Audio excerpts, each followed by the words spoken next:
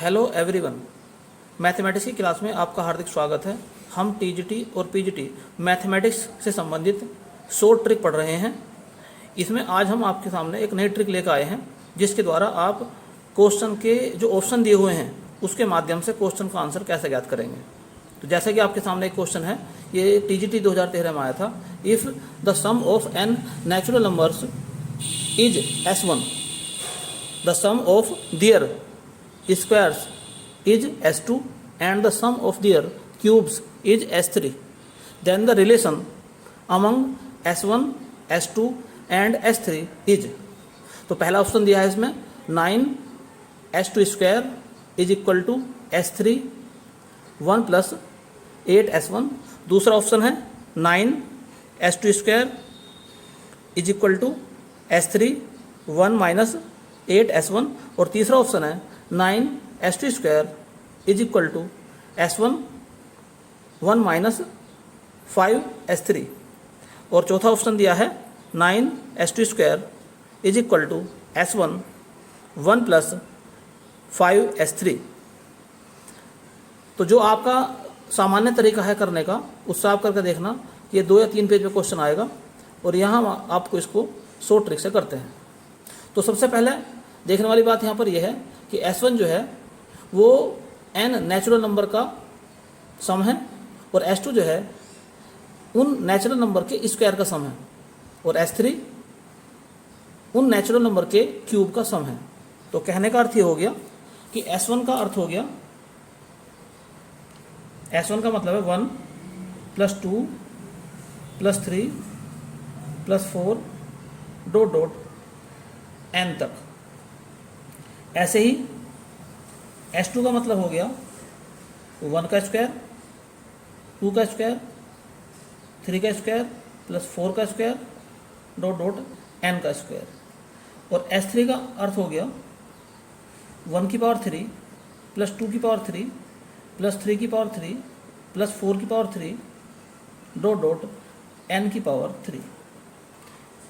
तो यदि हम ये मान के चलें कि इसमें केवल एक ही पद है, यानी कि S1 में एक ही पद है, S2 में एक ही पद है, S3 में एक ही पद है, तब क्या हो जाएगा। तो यदि हम मान लें कि पदों की संख्या यहाँ पर एक मान लें, टर्म्स कितने मान लें इसमें एक, तो इस कंडीशन में क्या हो जाएगा, अगर एक पद लेकर चलते हैं केवल हम, अर्थात यदि हम n का मान केवल एक मान कर चलते हैं, तो n का मान यानी कि पदों की संख्या कितनी मान लें हम, एक मान लें अगर, तो S1 का मान हो जाएगा 1, S2 का मान हो जाएगा 1 और S3 का मान हो जाएगा 1। तो तीनों का मान जो है 1 हो जाएगा। अब जो ऑप्शन दे रखे हैं, ऑप्शन में S1, S2, S3 के मान देखते हैं किसको, कौन सा ऐसा ऑप्शन है जिसमें ये मान संतुष्ट हो जाते हैं। जैसे हम एक ही अगर हम बात करें तो 9, अब S2 का मान कितना है, 1 है, 1 का स्क्वायर 1 होगा तो 9 हो गया। इधर आगे चलते हैं, S3 का मान तो 1 हो गया, यहाँ पर 1 प्लस 8, क्योंकि S1 का मान तो 1 है ही, तो 8 प्लस 1 9 हो गया। तो दोनों तरफ की साइड इससे इक्वल हो गई, अर्थात ये ऑप्शन सही हो सकता है। बी पे ध्यान देते हैं, 9 S2 का स्क्वायर यानी कि S2 तो 1 है ही, तो इसका स्क्वायर भी 1 ही होगा, तो 9 इज इक्वल टू, यहाँ पर S3 का मान 1 है ही, 1 माइनस 8, क्योंकि S1 का मान भी 1 है, तो 1 माइनस 8 माइनस 7। तो आना क्या चाहिए था, 9 आया है माइनस 7, तो ये ऑप्शन गलत है। सी पे ध्यान देते हैं, 9 इज इक्वल टू S1 का मान तो 1 है, यहाँ पर 1 माइनस 5, क्योंकि S3 का मान भी 1 है, तो यहाँ पर क्या आगे निकल के माइनस का 4 आना चाहिए था, माइनस का 9, तो ये ऑप्शन भी गलत हो गया। डी ऑप्शन पे ध्यान देते हैं, 9 क्योंकि S2 का मान तो 1 है ही, तो इसका स्क्वायर 1 होगा, यहाँ पर S1 का मान 1 है, 1 प्लस 5, क्योंकि S3 का मान तो 1 है, तो ये हो जाएगा 6। तो आपने ये देखा कि चारों ऑप्शन में से 3 ऑप्शन गलत इससे आ रहे हैं, केवल एक ही ऑप्शन सही आ रहा है। तो इसका आंसर क्या हो जाएगा, ए, ऑप्शन ए सही है इसका, कि जिसमें लिखा हुआ है 9 S2 square is equal to S3 और ब्रैकेट के अंदर है 1 प्लस 8 S1। और एक बात ये भी ध्यान रखने की है यहाँ कि जैसे मैंने एक टर्म लिया है, आप ट्राई करना खुद कि अगर 2 टर्म लोगे आप इसमें, तो S1 का मान हो जाएगा 3, S2 का मान कितना हो जाएगा 1 + 4 यानी कि 5, S3 का मान कितना हो जाएगा 1 + 8 यानी कि 9। तो अगर ऐसे रख के देखते हैं तब भी आप देखना, अपने आप खुद चेक करके देखना कि आपका ऑप्शन ए ही सही बैठेगा। तो नेक्स्ट क्वेश्चन पे ध्यान देते हैं जो कि पीजीटी 2013 में आया था। What is the sum of the series up to n terms. एक सीरीज दे रखी है, इसके n पदों का योगफल हमें ज्ञात करना है। और सीरीज क्या है 1 + 4 + 8 + 13 + 19 + 26। तो अप टू n टर्म्स तक दे रखा है, तो इसके n टर्म्स का योगफल का जो फॉर्मूला दे रखा है वो क्या होगा, अर्थात ऑप्शन लिख रखे हैं, तो इसमें क्या होगा। तो सबसे पहले हम देखते हैं कि सीरीज Sn, तो पहला टर्म इसका 1 है, दूसरा टर्म 4 है, तीसरा है 8, चौथा है 13 और 19 फिर 26 अप टू n टर्म्स। तो 3 मान लें n टर्म्स इसका। तो सबसे पहले हम देखते हैं कि अगर हम n का मान 1 मान लें, अर्थात एक ही पद होगा इसके अंदर, तो यदि मान लिया जाएगा कि n का मान कितना है 1 है, तो आप क्या देखेंगे कि S1 का मान 1 हो जाएगा। अगर n का मान हम 2 मानते तो S2 का मान हो जाता 1 + 4 यानी कि 5। अगर 3 मानते तो हम लिखते फिर 1 + 4 + 8 इस प्रकार से। तो पहला ऑप्शन चेक करते हैं जरा। तो पहले ऑप्शन में S1, तो n की जगह रख देते हैं 1, तो 1, यहाँ पर भी 1 का स्क्वायर 1, 6 × 1 1 -1 अपॉन 6, तो आ जाएगा इसका 1/6। तो क्या आ गया इसमें 1/6 आ गया है। लेकिन यहाँ पर क्या है, 6n था, तो ये 6 था यहाँ पर, तो 1 से 1 कैंसिल हो गया, तो 6/6 आ गया, 6/6 यानी कि 1। तो इसके अकॉर्डिंग S1 का मान 1 आया, तो पहला ही ऑप्शन इसमें सही हो गया। चलो चेक करते हैं दूसरा ऑप्शन को, B। तो S1 B के लिए चेक करते हैं 1, फिर कितना है 1 - 6 + 1 अपॉन 6, यानी कि n का मान 1 रखेंगे, 1 का स्क्वायर करेंगे यहाँ पर, तो n का स्क्वायर यानी 1 का स्क्वायर 1 होगा, और यहाँ 6n, तो n का मान तो 1 है, 6 × 1 तो 6 रह जाएगा। तो अभी आ जाएगा हमारा -4/6, जो कि गलत है। आना क्या चाहिए था 1 आना चाहिए था। सी चेक करते हैं, तो सी ऑप्शन में देखते हैं S1 का मान निकाल के, तो 1 अंदर 1 - 6 - 1/6, तो ये -1 है, ये +1 है, तो इससे ये कैंसिल हो जाएगा। तो आंसर क्या निकल कर आएगा -6/6 यानी कि -1। ये भी ऑप्शन गलत है। अब डी ऑप्शन चेक करते हैं ऐसे ही। तो डी में यहाँ पर रखो S1, तो कितना हो जाएगा 1, यहाँ पर 1 -1 -1/6, तो एक 1 प्लस का है, एक माइनस का है, तो ये तो कैंसिल हो गया। तो आंसर क्या है इसमें यहाँ पर, तो आंसर आ जाएगा इसका -1/6, जो कि गलत है। तो हमने क्या देखा कि केवल पहला ही ऑप्शन इसमें सही आया है, जो कि S1 का मान जिसका 1 निकल कर आता है, बाकी किसी में भी S1 का मान 1 निकल के नहीं आया। तो आप खुद भी चेक कर सकते हैं कि अगर n के स्थान पर 2 रखा जाए, अर्थात 2 पदों का इसका योगफल निकाला जाए, तो S2 का मान आ जाएगा निकल कर 5। तो आप प्रत्येक ऑप्शन में रख कर देखना कि किस में 5 आता है, तो आप देखोगे कि जो ए ऑप्शन है उसमें ही 5 आएगा। तो इस प्रकार से इस क्वेश्चन का आंसर आप शॉर्ट ट्रिक से निकाल सकते हैं। तो नेक्स्ट क्वेश्चन आपके सामने है, जो कि पीजीटी 2009 में आया था। The value of the series, एक सीरीज दी हुई है, इसमें n टर्म्स तक की सीरीज है, तो इसकी वैल्यू निकालनी है। तो सबसे पहले हम लिखते हैं कि सीरीज क्या है। तो Sn = 3 × 6 + 6 × 9 + 9 × 12 up to n terms. तो nवां टर्म हमने मान लिया इसका Tn। अब हम देखते हैं कि यदि इसके अंदर एक ही पद हो, अर्थात n का मान अगर हम क्या मान लें 1, तो अगर n का मान 1 रख दें इसमें, तो पहला टर्म क्या है इसके अंदर 3 × 6, तो 3 × 6 18, तो ये पहला टर्म है। अब n की जो वैल्यू 1 है, ये सारे ऑप्शन में चेक करते हैं। तो ए ऑप्शन में आ जाओ पहले, तो हम निकालते हैं S1 का मान। तो 3 × 1 1 + 1 और 1 + 2, तो क्या मिलेगा हमें 3 इंटू 2 इंटू 3, तो 18 आ गया। तो पहले ऑप्शन से ही आ गया आंसर तो ऐसे, लेकिन चेक करते हैं और ऑप्शन भी, तो बी ऑप्शन में रखते हैं। तो बी में लिखा है 3n, तो 3n की वैल्यू 1 और ब्रैकेट के अंदर है 1 + 1 यानी कि 3 इंटू 2, तो कितना आ गया 6, जो कि गलत आया। ऐसे सी ऑप्शन में चेक करके देखते हैं। तो S1 = 3 इंटू 1 और ब्रैकेट के अंदर है 1 + 2 यानी कि 3 इंटू 3, तो क्या आ गया 9, जो कि गलत है। तो हमने तीनों ऑप्शन चेक करके देख लिए, चौथा तो इसमें दे नहीं रखा। तो तीनों ऑप्शन में देखने के बाद हमें दिखा दिया कि ऑप्शन ए ही इसका सही है। तो इसी प्रकार से आप चेक कर सकते हैं, यदि n का मान 2 हो तो क्या होगा। तो आप क्या काम करेंगे, जब n का मान 2 रखेंगे यहाँ पर, तो S2 लिखेंगे यहाँ पर, क्या लिखेंगे 3 इंटू 6 प्लस 6 इंटू 9, और जो भी इनका सम होगा उसे यहाँ लिख लेंगे। और फिर इसी प्रकार से ऑप्शन चेक करना कि फिर भी ऑप्शन इसका ए ही आएगा। तो इस प्रकार से इसका ऑप्शन ए ही सही है। तो आइए शुरू करते हैं क्वेश्चन नंबर 4, जो कि TGT 2009 में आया था। The sum of first n terms of the series, एक सीरीज दी हुई है जिसके पहले n पदों का योगफल ऑप्शन में दिए हैं। तो हम चेक करते हैं कि इसे शुरुआत कैसे करेंगे। तो पहले लिखेंगे Sn,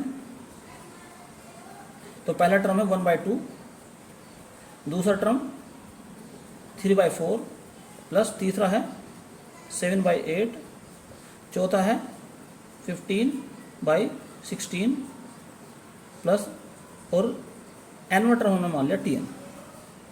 अब जैसे कि हमने पहले भी करा था, n की वैल्यू 1 पुट करेंगे।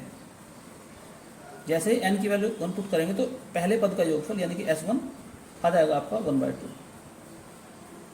अब n की वैल्यू जो 1 है, ये सारे ऑप्शन में हम रख के देखते हैं। तो पहला ऑप्शन S1, तो 2 की पावर n है, तो 2 की पावर 1 -1 -1, तो इसका जो रिजल्ट आएगा 0 आ गया। तो फिर बी ऑप्शन चेक करते हैं, S1, तो बी में लिखा है 1 -2 की पावर 1, तो आंसर आ जाएगा यहाँ पर -1।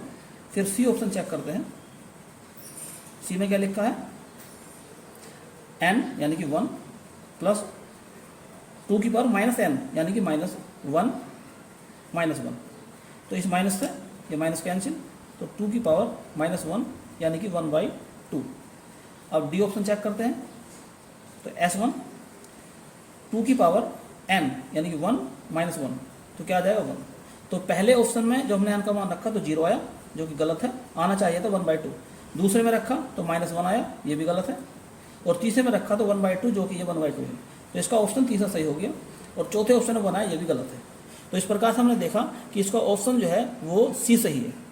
और आप इसी प्रकार से n = 2 रख के चेक करना। जब आप n = 2 रखेंगे तो आपको मिलेगा 1/2 प्लस 3/4, तो यहाँ पर S2 का मान निकाल लेंगे और n = 2 की वैल्यू जो है आप इन सभी ऑप्शन में रख कर देखेंगे, तो तब भी आप ऑप्शन जो इसका सी ही निकल कर आएगा। तो नेक्स्ट क्वेश्चन आपके सामने है, जो कि PGT 2003 में आया था। What is the sum of the series up to n terms. तो एक सीरीज दे रखी है जिसके n पदों का योगफल हमें ज्ञात करना है और ऑप्शन दे रखे हैं। तो सीरीज क्या लिखी है वो लिखते हैं सबसे पहले। तो सीरीज लिखी है Sn = 4 plus 4 4 plus 4 4 4 plus ... n terms तक, तो Tn मान लिया हमने इसका। तो यहाँ पर भी क्या रखेंगे हम, n की वैल्यू 1 रखेंगे, तो n = 1, तो S1 आ जाएगा 4। अब n की वैल्यू 1 ऑप्शन में रखते हैं। पहला ऑप्शन है S1, तो 40/81, तो 1 - 10, क्योंकि n की वैल्यू 1 है, -4/9 क्योंकि n की वैल्यू 1 है, तो कितना हो जाएगा ये 40/81 इंटू -9 -4/9, तो ये हो जाएगा -40/9 -4/9, तो ये आ जाएगा माइनस का 44/9। बी ऑप्शन चेक करते हैं। बी ऑप्शन में है 40/81 और ब्रैकेट के अंदर है 10, n की वैल्यू 1 हो जाएगी, -1 माइनस 4/9 क्योंकि n की वैल्यू तो 1 है।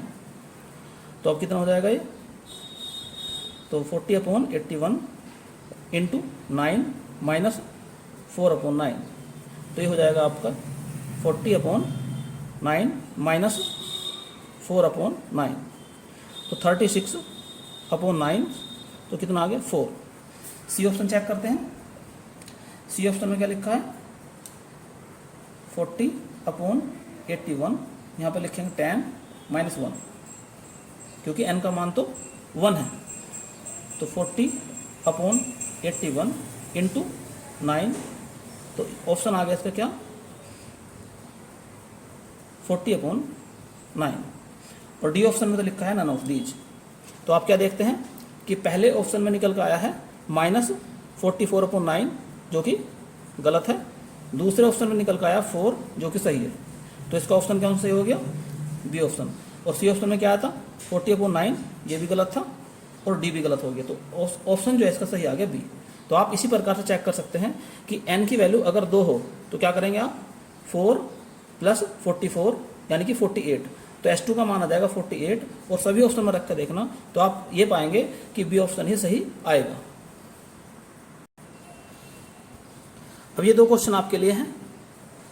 क्वेश्चन नंबर 6 जो कि TGT 2009 में आया था, the sum of the series, इनका सम लिख रखा है यहाँ पर, तो इसका ऑप्शन निकालना है। एक्चुअल में ये जो है पहला जो क्वेश्चन लिखा है ये सिग्मा n क्यूब यानी कि जो नेचुरल नंबर है उनकी क्यूब का सम है ये, तो 1 की पावर 3, 2 की पावर 3, 3 की पावर 3 डॉट n की पावर 3, और इसका जो ऑप्शन आंसर जो होता है वो होता है 1/2 n n+1 का स्क्वायर। ये डायरेक्ट सूत्र है इसका, तो ऑप्शन तो इसका ए हो गया। लेकिन आप इस क्वेश्चन को जैसे मैंने बताया है उसी मेथड से करना, यानी कि पहला आप लिखेंगे इसमें Sn 1 की पावर 3, 2 की पावर 3, 3 की पावर 3 डॉट Tn, और n बराबर इसमें 1 रख देंगे। तो जैसे ही आप n का मान 1 रखेंगे इसके अंदर, तो आप फिर चेक करना, अगर n बराबर 1 से 2 ऑप्शन सेम आ रहे हों तो फिर n बराबर 2 रख के देखना इसमें, अर्थात इसको पहला टर्म और दूसरे टर्म को जोड़ कर देखना और फिर आप रख कर देखना इसमें, ठीक है। ये तो आपके लिए है। ये दूसरे क्वेश्चन पे ध्यान देते हैं। इसमें लिखा है जो कि PGT 2009 में आया था, the geometric mean of the numbers, कुछ नंबर्स दे रखे हैं, इनका ज्योमेट्रिक मीन पता करना हमें। तो एक तो इसका तरीका यही है कि डायरेक्ट आप इसमें n का मान 1 रख के देखो, तो n बराबर 1 रखेंगे तो 3 आएगा, तो इसमें रखते देखते हैं 1, तो इसमें आ जाएगा 9, इसमें रख कर देखते हैं इसमें नहीं आएगा, इसमें रख कर देखेंगे तो 3 की पावर 0 आ जाएगी, तो इसमें 1 रख कर देखते हैं तो कितना आ जाएगा यहाँ पर 1 + 1 यानी कि 2/2, तो 3 आ जाएगा। तो बी ऑप्शन ही इसका सही है। लेकिन जैसे मैंने बताया आप उस तरह से करके भी देखना, लेकिन ज्योमेट्रिक मीन का जो फॉर्मूला है वो ये होता है G1 into G2 into G3 dot Gn, और पावर ऊपर हो जाएगी 1/n। तो आप इस पर खुद गौर करना कि अगर आप ऐसा रख कर देखते हैं तब भी आप आंसर जो है इसका यही निकल कर आएगा। तो उम्मीद करता हूं कि आज जो मैंने आपको ट्रिक समझाई है ये ट्रिक आपको अच्छी तरह समझ में आ गई होगी। तो यदि आपको ये ट्रिक अच्छी लगी हो तो इसे लाइक और शेयर भी करें, और कमेंट्स बॉक्स में लिख के अपनी राय भी ज़रूर बताएं।